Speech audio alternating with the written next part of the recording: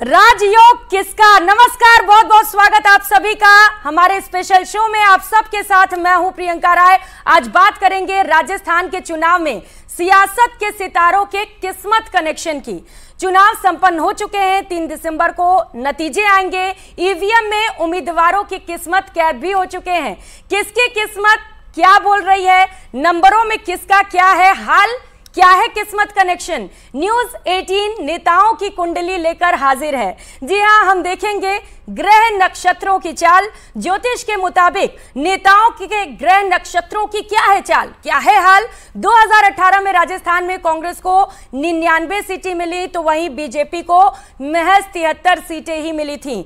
27 सीटों में अंतर देखा गया। 2018 में कांग्रेस की सरकार बनी, बीजेपी को इस बार कितनी सीटें मिल सकती हैं, कांग्रेस का क्या हाल हो सकता है, कांग्रेस और उनके नेताओं के सितारे क्या कर रहे हैं, बीजेपी और उनके नेताओं की कुंडली क्या कह रही है, इन तमाम सवालों के जवाब ढूंढने की कोशिश आज एक एक कर हमारे साथ खास मेहमान जुड़े हुए हैं, उनसे करने की कोशिश करेंगे। तो चलिए सबसे पहले खास मेहमानों का परिचय करा देते हैं। हमारे साथ अंक शास्त्री हैं डॉक्टर करिश्मा कौशिक, उनसे जानेंगे कि अंक शास्त्र के हिसाब से नेताओं की किस्मत इस वक्त क्या कह रही है। टैरो कार्ड रीडर है गिन्नी मेहता, स्वागत आपका गिन्नी जी। ज्योतिषाचार्य हैं आचार्य सूर्यांश जी, उनसे भी जानेंगे कि क्या कहते हैं ज्योतिष के आंकड़े। चर्चा की शुरुआत करेंगे करिश्मा जी आपसे जी, क्योंकि हौसले सबके बुलंद हैं जी, सितारे किसके बुलंद हैं, क्या लग रहा है किसकी सरकार बन रही है इस बार राजस्थान में। देखिए, इस बार राजस्थान में मुझे लग रहा है कि बीजेपी की सरकार आएगी, क्योंकि सितारे बहुत बुलंद हैं बीजेपी के। यहाँ पे अशोक गहलोत की बात करते हैं, जो कि इस समय पे सीएम है राजस्थान में। मगर इनकी अगर बात करते हैं तो इनकी जो डेट ऑफ बर्थ है वो है 3 मई 1951, 1951 इनका डेट ऑफ बर्थ है। और टोटल जो इनका बन रहा है 6 नंबर बन रहा है, शुक्र का नंबर बन रहा है। और रूट नंबर जो इनका है वो है मूलांक इनका 3। तो कहीं ना कहीं ये साल जो है ना इनके लिए थोड़ा सा मैं कहूँगी कि फेवरेबल नहीं रहेगा। हालांकि 3 इनका मूलांक है, और जिस डेट पे डिसीजन आएगा 3 दिसंबर, तो कहीं ना कहीं डेट भी 3 ही होगी, फेवरेबल होना चाहिए। बट स्टिल मैं कहूँगी यहाँ पे थोड़ी सी चीजें जो है मुझे डिफरेंट होती हुई नजर आ रही हैं। 7 नंबर जो होता है कहीं ना कहीं केतु का हम रिप्रेजेंट करते हैं अंकशास्त्र के अनुसार। और यहाँ पे मुझे ऐसा लगता है कि क्योंकि केतु जो होता है ना, ये एक तरफ से देवता का हम ग्रह नहीं कह सकते, मगर जो बृहस्पति होता है ये देवगुरु बृहस्पति हम कह सकते हैं। तो यहाँ पे थोड़ा सा मुझे एनिमी नंबर नजर आ रहा है, जिस वजह से मुझे क्लैशेस डेफिनेटली नजर आ रहे हैं कि इस साल को लेकर के कांग्रेस में अशोक गहलोत को लेकर के बहुत ज्यादा फेवरेबल नहीं रहेगा। अगर इन केस कांग्रेस आती भी है तो बहुत एक कहते हैं ना कि मार्जिन की सीट से आई है, तो वो सिचुएशन रहेगी। ये हम नहीं कह सकते कि जैसे कि पिछले हमने चुनाव में देखा था 2018 में कि बहुत ही अच्छी मात्रा से जो है सीटें मिली थी इनको, वो चीज नहीं हो पाएगी इस वर्ष। तो करिश्मा जी कह रही हैं कि इस बार कांग्रेस के लिए मुश्किलें हो सकती हैं। जी आपका क्या मानना है, क्या कह रहे हैं टैरो कार्ड, किसकी जीत किसकी हार। तो टैरो कार्ड से भी आपको बताएंगे, क्योंकि जो सितारे होते हैं वो भाग्य का फैसला करते हैं, ये ज्योतिषाचार्य का मानना है। टैरो कार्ड रीडर भी हमारे साथ हैं, अब बताइए आप। कहीं ना कहीं मुझे कांग्रेस थोड़ी ढीली दिख रही है इस टाइम पे, और इस टाइम पे बीजेपी का बहुत स्ट्रॉन्ग दिख रहा है और बीजेपी जीतती हुई दिख रही है। क्योंकि जो कांग्रेस है उसमें मुझे एक फीमेल अगर कैंडिडेट होती तो वो बहुत स्ट्रॉन्ग दिखती और वो आती हुई दिखती, तो इसलिए मुझे कांग्रेस नहीं दिख रही है। और बीजेपी में अगर हम देखें तो वहाँ पे ऑलरेडी एक फीमेल कैंडिडेट है, सो बहुत स्ट्रॉन्ग है और वो ही जीतते हुए दिख रहे हैं।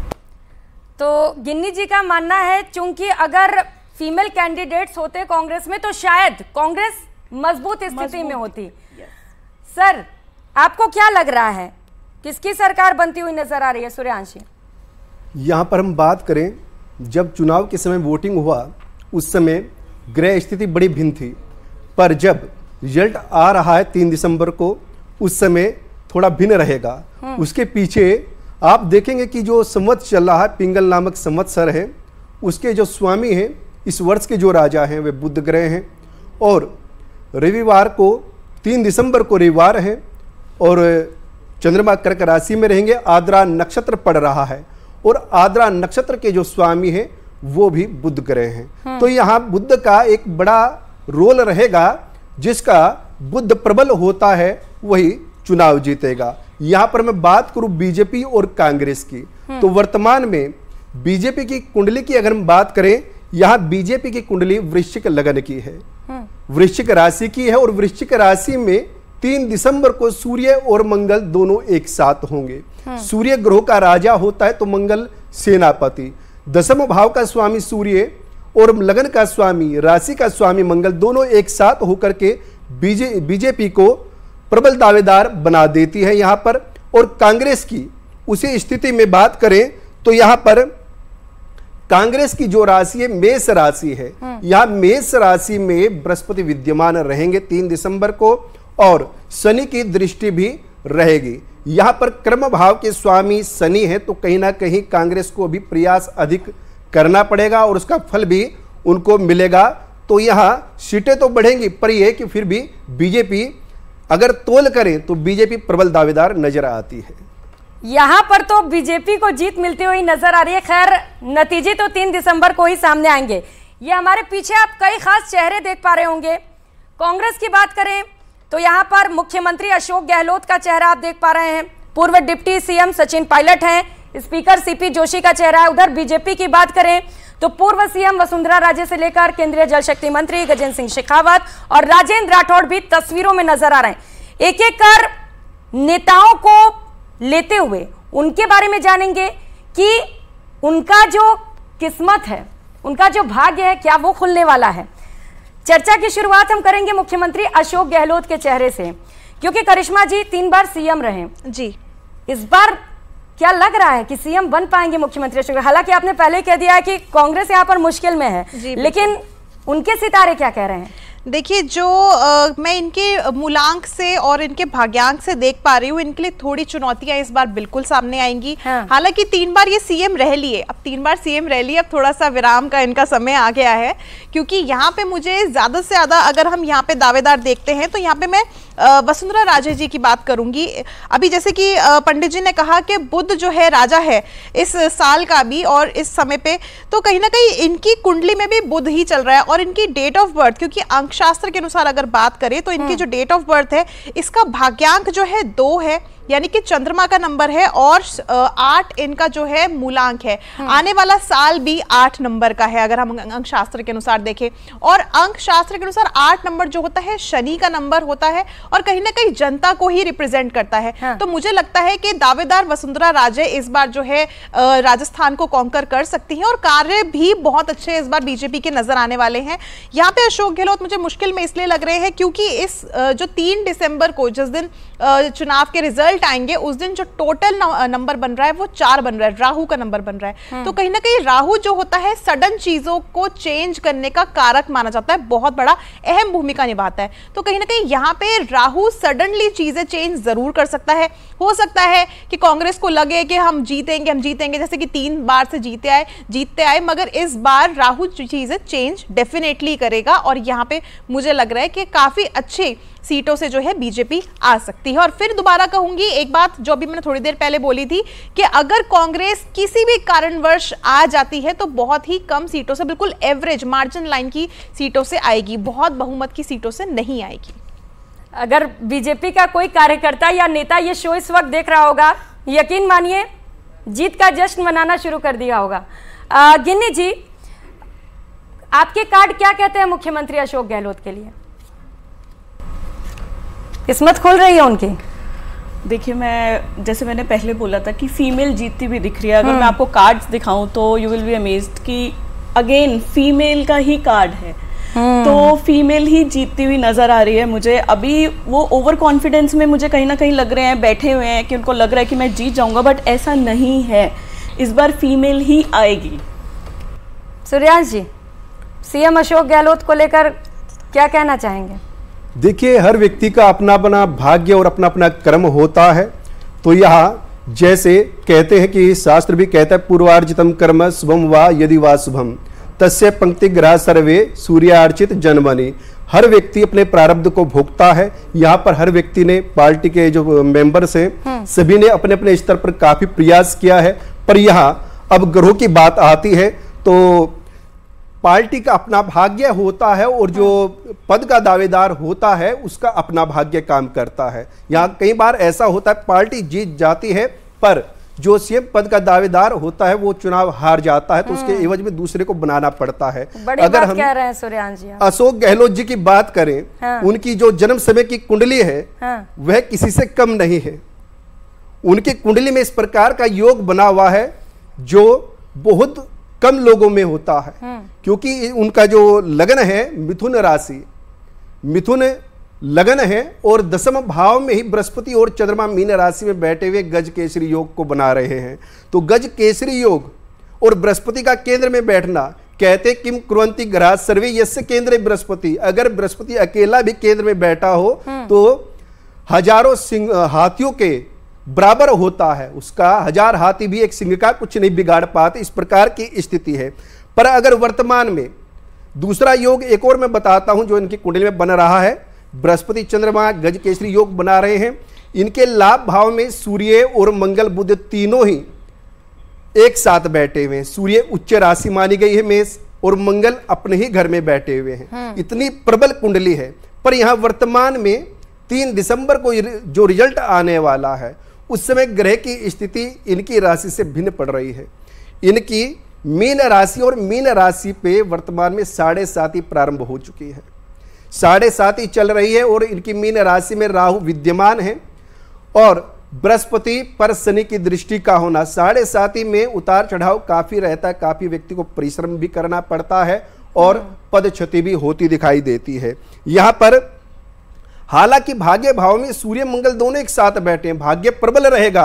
हाँ। पर हम इनके जो विपक्ष में है उनकी भी बात कर लेते हैं। इनका राजयोग तो प्रबल है, ग्रह स्थिति बहुत अच्छी है, पर जो सामने है उनके सितारे क्या कहते हैं, क्योंकि सामना उनका किस व्यक्ति से हो रहा है ये भी जानना बहुत जरूरी होता है। सामने इनके अगर बीजेपी वसुंधरा राजे जी को तैयार करते हैं या उसी चेहरे को फेस करते हैं तो उनका वृष लगन की कुंडली है, जन्म कुंडली, और वर्तमान में राहु की दशा चल रही है, शनि का अंतर राहु में। तो दोनों ही, राहु कूटनीति का स्वामी होता है, किसी भी प्रकार से व्यक्ति अपने आप को निकाल लेता है, अपने कार्य को साध लेता है, और शनि भी इसी प्रकार से समाज से जोड़ता है और नेतृत्व कराता है। तो यहां पर इनका वृष लगन है तो राशि वृश्चिक है, और वृश्चिक राशि में जैसा कि मैंने पहले बताया था 3 दिसंबर को सूर्य और मंगल दोनों एक साथ बैठे हुए हैं, और सूर्य इनका दशम भाव का स्वामी भी होता है और शनि कुंभ राशि में होने से इनके ग्रह अशोक गहलोत जी से प्रबल दिखाई दे रहे हैं। तो सूर्यांश जी का कहना है कि अशोक गहलोत की किस्मत तो अच्छी है, भाग्य तो प्रबल है, लेकिन सामना जिससे है वसुंधरा राजे, उनका भाग्य और ज्यादा प्रबल है। क्यों सूर्यांश जी, ये कह रहे हैं ना आप? जी बिल्कुल बिल्कुल, क्योंकि लगातार करिश्मा जी ये जिक्र भी कर रही हैं कि अगर महिला सीएम फेस होता कांग्रेस की ओर से तो शायद कांग्रेस का वहां पर थोड़ा बहुत चांस था, लेकिन बीजेपी की अगर बात करें तो पूर्व सीएम है वसुंधरा राजे, दिग्गज नेता, कद्दावर नेता, उनके बारे में जरा बताइएगा, सीएम बनने के चांस है क्या इस बार उनके? देखिए बिल्कुल चांस है। अगर कांग्रेस, यहाँ पे मैं छोटी सी बात कहूंगी कि अगर कांग्रेस किसी फीमेल फेस हम क्या ही कहें, अगर मैं सीधा सीधा कहूं कि प्रियंका गांधी जी को फ्रंट फेस पे ले आते हैं तो कहीं ना कहीं कांग्रेस को वैसे भी बेनिफिट होगा, क्योंकि यहाँ पे हम राहुल गांधी की अंकशास्त्र देख के चले तो बहुत ज्यादा बेनिफिट्स नहीं आने वाले टाइम पे दिखाई दे रहे, और अगर कुंडली की भी बात करें तो बहुत ज्यादा बेनिफिट्स नहीं दिखाई दे रहे। तो डेफिनेटली कांग्रेस को एक फीमेल फेस की जरूरत है, या हम यूं कह ले कि प्रियंका गांधी की जरूरत है इस समय पे। मगर वहीं पे बीजेपी की अगर हम वसुंधरा राजे जी की बात करें, प्रचार करने तो खूब पहुंची प्रियंका गांधी, बात तो वही नहीं खुली क्या कांग्रेस की? बात तो वही प्रचार करने में और एक सीट पे खड़े होने में फर्क होता है। तो वो अपनी किस्मत लेके खड़े होते हैं, प्रचार तो हर कोई करता है मगर फिर भी एक अपनी किस्मत लेके खड़े होने में फर्क होता है सीट पे। मगर हम यहाँ पे बीजेपी के अगर वसुंधरा राजे जी की बात करें तो इनका जो मूलांक है वो है 8, क्योंकि इनकी डेट ऑफ बर्थ है 8 मार्च 1953, इनकी डेट ऑफ बर्थ है 1953। टोटल जो इनका बन रहा है 2 अंक बन रहा है चंद्रमा का। और वहीं पर अगर हम आने वाला साल या हम इस साल की भी बात करें, केतु की भी बात करें, क्योंकि 7 नंबर का अंक है इस वर्ष का और केतु इसको रिप्रेजेंट करता है, तो कहीं ना कहीं इनके लिए चीजें काफी प्रबल रहेंगी। जैसे कि 8 इनका नंबर है तो शनि राहु केतु एक तरह से हम सिमिलर कह सकते हैं, चीजें जो है बहुत सारी एकदम से चेंजेस में लेकर के आते हैं। केतु जो होता है कहीं ना कहीं आध्यात्मिक का भी कारक होता है, और जैसे कि हम बीजेपी के कार्य समय पे देख रहे हैं, अलग अलग तरह से जो है सारे आध्यात्मिकता से जुड़े हुए कार्य करे हैं। और इस वर्ष खास तौर से 2023 में तो खास तौर से आध्यात्मिकता से जुड़े हुए बहुत सारे कार्य बीजेपी के सामने आए हैं। जैसे कि हमने अभी थोड़े दिन पहले भी देखा था कि वाराणसी में भी बहुत धूमधाम से इस बार जो है देव दीपावली का पर्व मनाया गया। तो उसी तरह से मैं कहूंगी कि ये जिस तरह से आध्यात्मिकता की तरफ बीजेपी जा रही है, बढ़ रही, क्योंकि बीजेपी आध्यात्मिकता से जुड़ी हुई है और ये वर्ष भी आध्यात्मिकता का है, तो कहीं ना कहीं मुझे लगता है कि वसुंधरा राजे जी की जो अंक शास्त्र के अनुसार हम बात करें या अगर हम कुंडली के हिसाब से बात करते हैं तो बहुत स्ट्रॉन्ग चांसेस हैं, क्योंकि कहीं ना कहीं यहां पे अगर ये दोबारा सीएम बनती है राजस्थान की, तो वाकई में राजस्थान को एक नई, हम ये कह सकते हैं कि उमंग मिलना, नई लहर मिलना बिल्कुल हो सकता है। जैसे कि हमने अभी उत्तर प्रदेश में भी देखा बहुत सारी प्रगति हुई, तो राजस्थान को मुझे लगता है कि बीजेपी की जरूरत है। कांग्रेस ने 3 बार दिखा लिया 15 साल में कमाल क्या करना चाहिए था, क्या कर सके, तो अपने जो भी कार्य है अब हमें लगता है बीजेपी को एक मौका देना चाहिए, और आपके आंकड़े भी यही कह रहे हैं कि बीजेपी की सरकार इस बार बन रही है। बिल्कुल। गिन्नी जी, क्या है भविष्य वसुंधरा राजे का? निकालिए जरा उनके लिए कार्ड, देखते हैं क्या निकलता है इस कार्ड में वसुंधरा राजे के लिए। जी के लिए मैं ये कहना चाहूँगी कि बहुत अच्छा समय है और बहुत अच्छा काम कर रही हैं वो, और मतलब हर बंदा उनके साथ कनेक्ट फील कर रहा है क्योंकि उन्होंने बहुत अच्छा काम किया है और वो लोग उनके साथ ही जाना चाहते हैं। क्या कह रहे हैं सितारे वसुंधरा राजे के? वसुंधरा जी जीतती हुई ही नज़र आ रही हैं, मुझे सीएम बनती हुई नज़र आ रही है, क्योंकि जो लोग कहीं ना कहीं उनको लग रहा होगा कि उनके अगेंस्ट हैं, बट अगेंस्ट भी नहीं है, वो भी उनके फेवर में नज़र आएंगे। इस बार उनके स्टार्स इतने अच्छे हैं कि उनको हर तरफ से विजय ही विजय मिलेगी वसुंधरा राजे को। चलिए बढ़िया है, देखते हैं 3 दिसंबर को नतीजे भी सामने आ जाएंगे। सूर्यांश जी, आप कह रहे हैं कि वसुंधरा राजे की जो किस्मत है इस वक्त चमकती हुई नजर आ रही है। पीछे जो तस्वीर है उसमें जल शक्ति मंत्री गजेंद्र सिंह शेखावत भी नजर आ रहे हैं, प्रबल दावेदार हैं, सीएम फेस भी माने जा रहे हैं। उनको लेकर क्या कहते हैं आपके आंकड़े, आपका ज्योतिष? देखिए, जैसा कि अगर आप बात कर रहे हैं सीएम पद की दावेदारी की, कि वसुंधरा राजे जी एक चेहरा, बड़ा फेस है जो पूर्व में भी मुख्यमंत्री रह चुके हैं, और दूसरे फेस की आप तैयारी करें गजेंद्र सिंह शेखावत जी। अगर दोनों की आपस में हम तुलना करें तो यहाँ पर गजेंद्र सिंह शेखावत जी की जो कुंडली है वह कन्या राशि की है, तो यहाँ पर उनकी कुंडली में सूर्य और चंद्रमा दोनों ही एक साथ विद्यमान हैं। और यहाँ पर वर्तमान में अगर कन्या राशि का देखें ग्रह स्थिति, तो यहाँ शनि षष्ठ भाव में शनि होकर के दावेदारी तो बनाता है, क्योंकि प्रयास कराता है शनि भी पद देने का। षष्ठ भाव में शत्रु हंता योग बनता है, शत्रु जो परास्त करता है सीट तो अपने निकाल ले जाएंगे, पर उनका सामना अगर सीएम पद की दावेदारी में आना है तो वसुंधरा राजे जी के साथ में है। और शनि यहाँ षष्ठ भाव में शत्रु विरोधी को परास्त करता है, तो उधर शनि ग्रह वसुंधरा राजे जी के 10वें भाव में बैठा हुआ है, जो कि प्रबल दावेदार बनाता है। तो यहाँ हमें नहीं लगता कि आमना सामना होगा। हालांकि शनि जब वक्री रहे 4 नवंबर से पूर्व 4 महीने के लिए, उसमें वसुंधरा राजे जी के सामने थोड़ा सा स्थिति कमजोर थी, पर जैसे ही 4 नवंबर को शनि मार्गी हुए हैं तो उनके फेवर में जाती दिखाई दे रही है। अब सूर्यांश जी कह रहे हैं कि उनके भी फेवर में चीजें जाती हुई नजर आ रही हैं, तो करिश्मा जी क्या लग रहा है, अगर बीजेपी जीतती है तो गजेंद्र सिंह शेखावत सीएम बन सकते हैं क्या?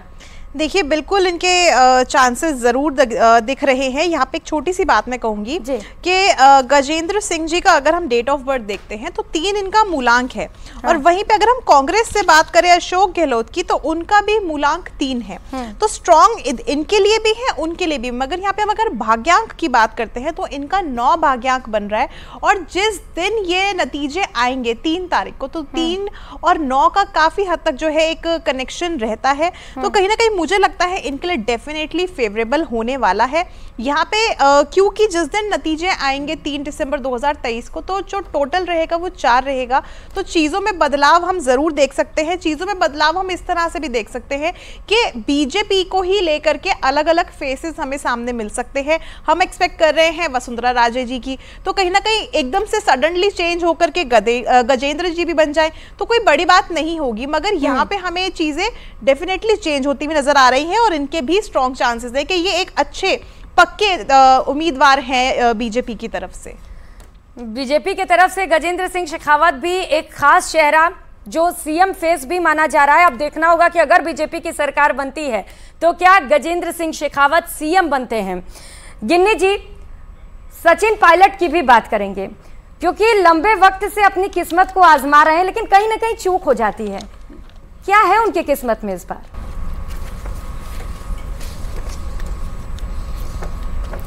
सचिन पायलट जी की मैं बात करूं तो मुझे अभी वो कहीं से कहीं तक नहीं दिख रहे हैं। अभी भी उनको बहुत मेहनत करने की ज़रूरत है। हालांकि उन्होंने एफर्ट्स बहुत डाले हैं, प्लानिंग्स बहुत करी हैं, चीज़ों को करने की कोशिश भी बहुत करी है, बट स्टिल कहीं ना कहीं वो चूकते हुए नज़र आ रहे हैं मुझे।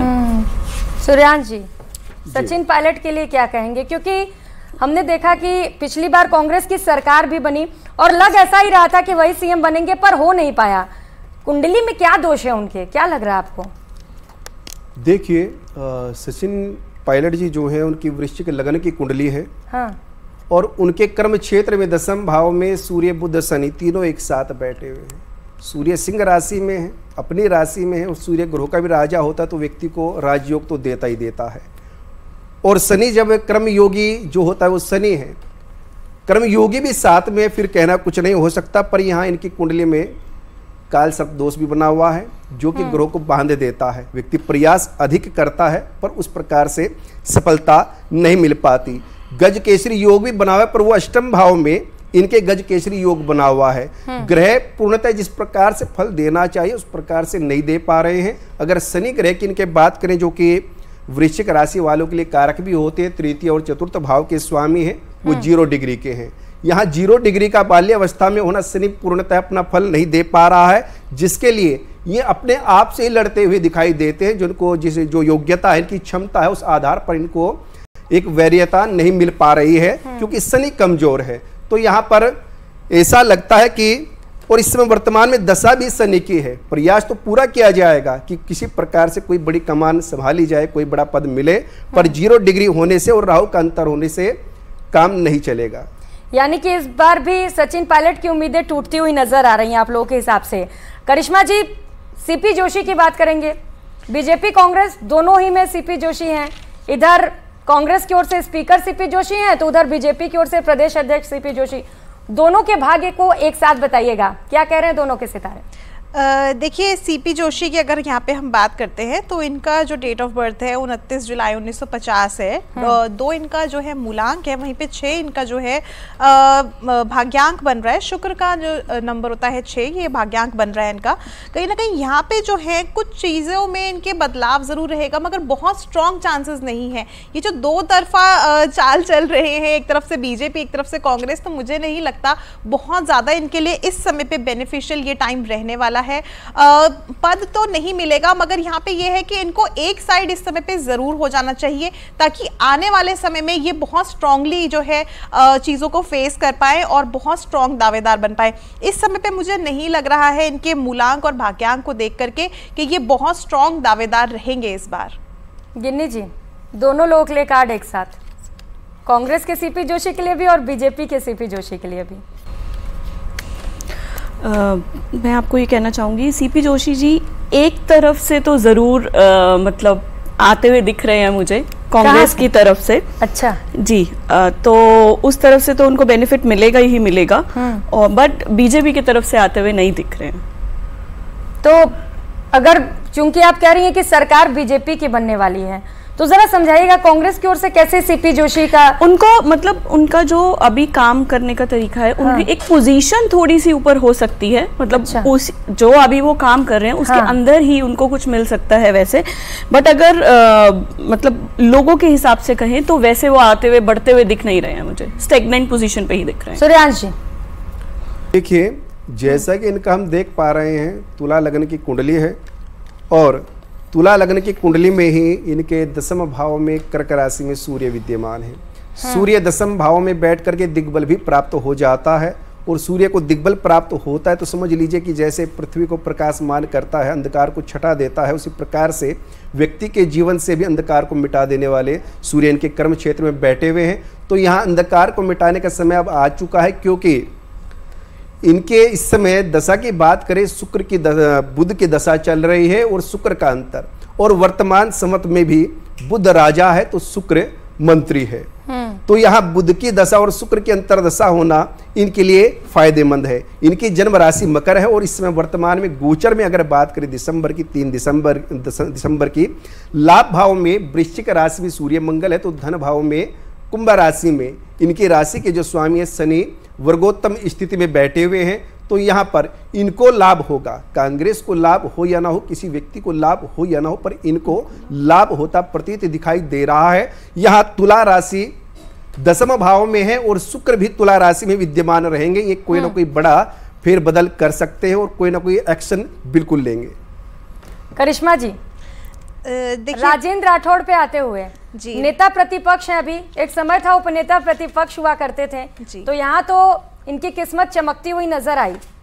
सीएम फेस माना जा रहा है उन्हें, सीएम बनेंगे क्या, वो बन सकते हैं? देखिए, इनका भी अगर हम जो डेट ऑफ बर्थ आ रहा है, क्योंकि ये हमें जितना भी डेट ऑफ बर्थ और जो भी डेटा मिलता है ये हमें डर्टी डेटा के अकॉर्डिंग मिलता है, तो जो भी हम प्रेडिक्शंस करते हैं वो डर्टी डेटा के अकॉर्डिंग ही करते हैं। अब यहाँ पे अगर हम राजेंद्र जी की बात करें तो इनका जो मूलांक है ये भी 3 है। इनकी जो डेट ऑफ बर्थ है 21 अप्रैल 1955 की डेट ऑफ बर्थ है और टोटल जो इनका भाग्यांक है वो है 9। अब यहाँ पे सबसे मजेदार बात तो ये आ रही है कि जितने भी अभी तक बीजेपी के दावेदार आए हैं ना, सबका मूलांक 3 ही आ रहा है। और जिस दिन चुनाव का दिन है, जिस दिन जो रिजल्ट्स आएंगे वो जो डेट है वो भी 3 ही है। तो कहीं ना कहीं मुझे बहुत स्ट्रॉन्ग फेवरेबल चांसेस बीजेपी के हैं, नो डाउट। मगर यहाँ पे अगर हम इनकी बात करते हैं तो क्योंकि इनका मूलांक और भाग्यांक आपस में काफी हद तक फ्रेंडली है, तो कहीं ना कहीं इनके चांसेस बन सकते हैं,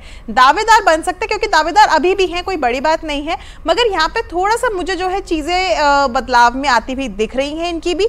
तो यहाँ पे इनको जो है प्रयास जरूर करना पड़ेगा सीएम बनने के लिए। सीएम बनना थोड़ा सा जो इनका जो रास्ता रहेगा वो थोड़ा कठिन मुझे लग रहा है, तो इनको प्रयास इस समय पे करना बहुत ज्यादा जरूरी रहेगा कि ये प्रयास करे। अब देखिए करिश्मा जी वही वाली बात कर रही है जो सूर्यांश जी ने बोला कि सरकार तो बीजेपी की बन रही है, लेकिन सीएम हो सकता है कि राजेंद्र राठौड़ ना बने। बिल्कुल। अब देखना होगा कि अगर सरकार बनती है तो सीएम कौन बनता है। तो आज राजयोग में हमने चर्चा की कि सरकार किसकी बनने वाली है। हमारे साथ ज्योतिषाचार्य भी जुड़े, टैरो कार्ड रीडर भी जुड़ी और इसके साथ ही न्यूमरोलॉजिस्ट भी जुड़ी, जिन्होंने बताया कि किस तरीके से योग बन रहा है कि इस बार सत्ता में बीजेपी की वापसी हो रही है और थोड़े बहुत अंतर से नहीं, एक बड़ा अंतर यानी कि बम्पर जीत यहां पर बीजेपी को मिलती हुई नजर आ रही है। इस खास पेशकश में फिलहाल इतना ही, मुझे दीजिए इजाजत। बहुत शुक्रिया आप सभी खास मेहमानों का हमारे साथ जुड़ने के लिए, यहां पहुंचने के लिए। फिलहाल इतना ही, नमस्कार।